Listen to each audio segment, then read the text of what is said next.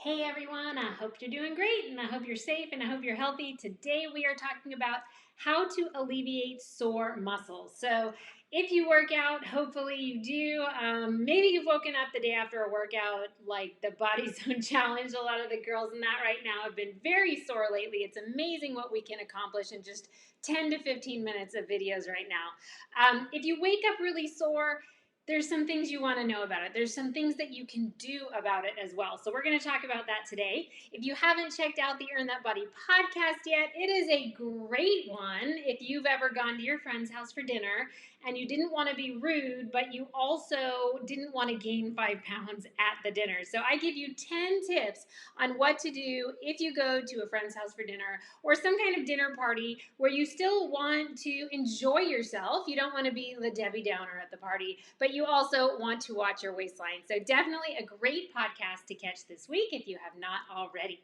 All right, so talking about sore muscles. Should you have sore muscles? Is that good? Is that a good sign or not? It definitely shows that you put in the work. What does that mean? Like some people think if they're not sore ever, that they're not working hard enough. I think you should be sore sometimes. I don't think you should be sore, however, to the point where you cannot sit down. Usually that's a point where you maybe pushed it just a little bit too far. So a little bit of muscle fatigue, a little bit of muscle soreness does mean that you worked out, you did a good job, you hit those muscles, you targeted them right, but you can't overdo it. So if you are at that point where you're like, I can't even sit on the toilet or get off the toilet, you probably pushed it a little bit too far at that point. So what can you do? The first thing you always want to do if you're someone who always gets sore, you get super sore. I actually get super sore a lot. I think that's a little bit genetic, but you want to make sure that you warm up properly and you always want to make sure you cool down properly because things like that are definitely going to help you not get so sore. So in that warm up, you want to do active dynamic warm ups. You don't want to do these static stretch holds. That's when you just hold a stretch. That's not what you want to do. That's very old school. You want to be moving your body and really warming up with movement, but not holding any stretches. And then after the workout, you want to make sure that you are cooling yourself down. So if you go for a hard run, you don't just stop that last sprint and go inside. You need to make sure that you slowly bring the heart rate down, and then you can do your static stretching. That static stretching will then benefit you so much so that you don't get so sore the next time you have a workout. Now, another thing you need to do is you need to know your limits. So like I was just saying, if you are someone who can't walk the next day from a workout, then you have to ask yourself, did I maybe push too hard yesterday? Because getting to the point where you're so sore and you're so tender that you can't really do anything really probably means that you did maybe a little bit too much for where you're at today. And you maybe just need to pull back a little bit. So you just really need to be very cautious if you are getting super sore, that you maybe pull back a little bit and ease into whatever level that might be. Hey, Susan, nice to have you live today. So really know your limits, and that's super important because if you don't, obviously you're going to be super sore. Okay? Now, what else can you do so that you're not super sore to help being super sore? You need to take a rest day, but I want you to move on your rest day. So if you work out really hard and the next day is your rest day and you get to take the day off, I always recommend a full day off from all exercise once a week. That body needs to recover. But I think that you should move if you're super sore, and that would just be like a casual walk. It would not be an intense walk. It would not be a power walk. It would not be walking hills and getting the heart rate up. It would just be sort of moving the body. You could also do some kind of mobility workout. In the Willpower program, we do mobility videos. People love them because they feel so good. You're moving the body, but you're not working out. You're not there to burn calories. So taking a rest day is so important for recovery, especially if you're sore, but you might want to move the body a little bit because that movement will help get some of that stagnation, which is what we kind of call soreness in Eastern medicine. It'll help sort of get that flowing. So that's really important as well. Foam rolling and massage are also really great if you're sore. If you have a foam roller, I highly recommend, like after a long run or after a big workout, go ahead and foam roll after that workout. And then the next day, if you're feeling super sore, you might want to roll then as well, or get a light massage. Now, I don't know about you, but if you get super sore, the last thing you want is a massage therapist pushing into that muscle that's super sore. I know I wouldn't be able to sit on the table like after a marathon, forget it. I have to wait several weeks before I could go for a massage. So you have to be gentle about it, because hurting yourself with the foam rolling, even if you're really sore and you foam roll on those quads, it hurts. That's too much then. You need to lightly foam roll or get a light, gentle massage. Those things will help, but anything that's too intense, you're already really tight, you're already sort of damaged the muscle and it needs to recover. So don't do more damage by going too intense. So light foam rolling, light massage, that can definitely help when you're super sore. And then there's that Epsom salt bath or the cryo and the ice bath. So what are sort of the difference between those? I have done a podcast on hot versus cold, and so you might check that out if you're interested in learning those details. Now, right after a really intense workout, that's when you would go get cryo or maybe get into an ice bath right after the workout.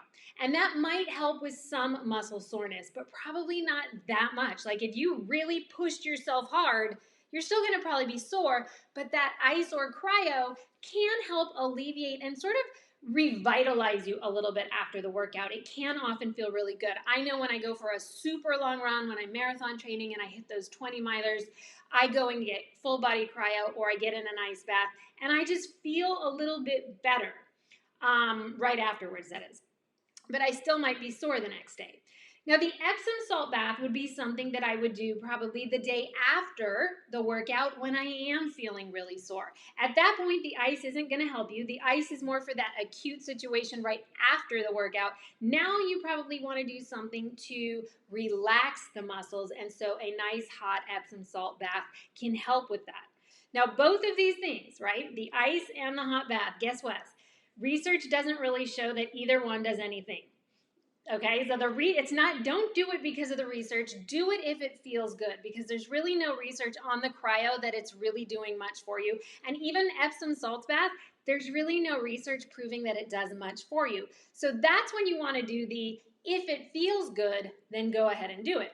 In Eastern medicine, we follow that all the time. In Eastern medicine, we say, well, if a hot pack makes it feel good, then use the hot pack. If an ice pack makes it feel good, use the ice pack. If an ice pack doesn't make it feel good, it makes it feel worse, do not use ice. And same with heat. You really need to listen to your body and honor it, because it is responding to what you're doing. So for the hot salt bath, or for the cryo or the ice bath, listen to your body. But again, generally you would do the ice bath right after the workout, and a hot bath maybe the next day when those muscles are super sore. I like to take the Epsom salt bath. Again, they say that the salt is probably not doing anything. There's just nothing to prove it, okay? Hey, Lee, nice to have you. Thanks for coming live today. Okay, so those are things you can do to help with being sore. Now I have a question for you. Is muscle soreness from microscopic tears in muscles? Go ahead and type in whether you're live or on the replay. I always love to see what you guys think. I want to educate you and give you just a little bit of detail. Muscle soreness is from microscopic tears in muscles. That's the question. Is that true? Is that false? Go ahead and type in your answer. I love to always see it. It's true. That is why you feel some pain, because the muscles are actually tearing. There's a small microscopic tear every time you do strength training and are working with your muscles.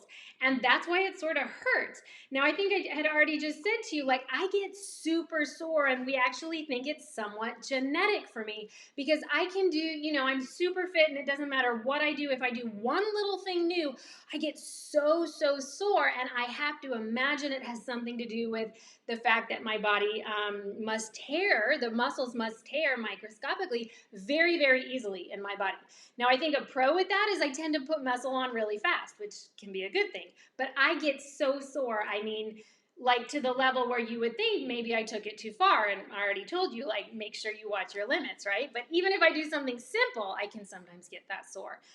So it might be a little bit genetic for some people.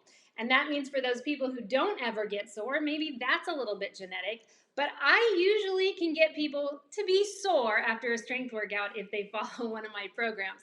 So that's what it feels like when those microscopic tears happen. And let's see. It was newsletter week. The newsletter went out last week. If you didn't get it, there's some great stuff in there. Some vacation workout, a great new recipe, how to handle vacations so you don't gain weight. I know a lot of people are going on those last minute vacations in these last couple weeks of summer. I can't believe it's already August. So definitely check out the newsletter. If you're not on the list, just go to earnthatbody.com/newsletter. If you are any of my clients and you did not get the newsletter last week, it is in your junk mail. So definitely check there, or make sure you're on my private community Facebook page that all of my clients are welcome to be on, because I will post it there as well. And that is everything. I hope you guys are doing great. If you ever have any questions about any of my programs for nutrition or for workouts, September is the next month. That is kind of always the New Year's for moms, typically, because the kids go back to school. So that's usually when all my moms want to get on a program. In September, I'm usually very sold out. But now with COVID, everything has changed, right? So a lot of people are going to be homeschooling. A lot of people are going to have their kids at home in the beginning. But yet, it's still an opportunity to get your nutrition back on track if things have kind of fallen off, especially with COVID, which I totally get it. But it is time to pull it together in September. If you're not already pulling it together in August, I'm pretty much sold out for most of August, but if you are interested in getting started, whether it's August or September, email me, kim@earnthatbody.com, and we will find out which program is best for your goals and how to get you in right away.